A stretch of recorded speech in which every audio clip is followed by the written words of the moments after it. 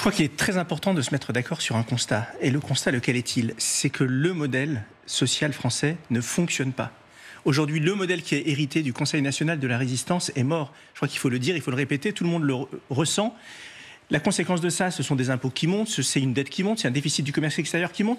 Tous les indicateurs sont rouges. Prendre acte que le modèle issu de la Deuxième Guerre mondiale est un modèle qui est caduque et se poser les bonnes questions. Sur la question des retraites, qui est notre premier poste de dépenses publiques, est-ce qu'on va aller vers de la capitalisation?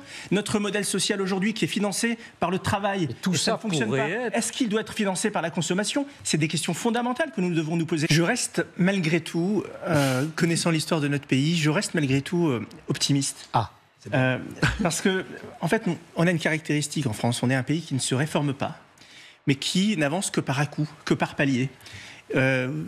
Toutes les 70-80 ans, vous avez une refonte totale de notre modèle.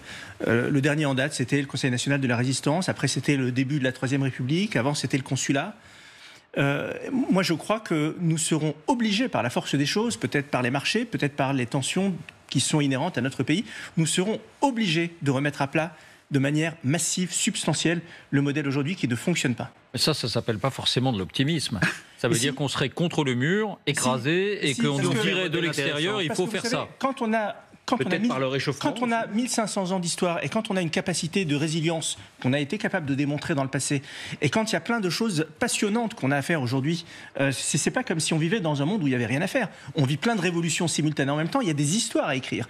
On a une jeunesse aujourd'hui qui est absolument passionnée, on a un esprit entrepreneurial en France, on a les meilleurs ingénieurs du monde, les meilleurs mathématiciens. Si vous réussissez à mettre tout ça ensemble, je crois qu'on peut faire des étincelles.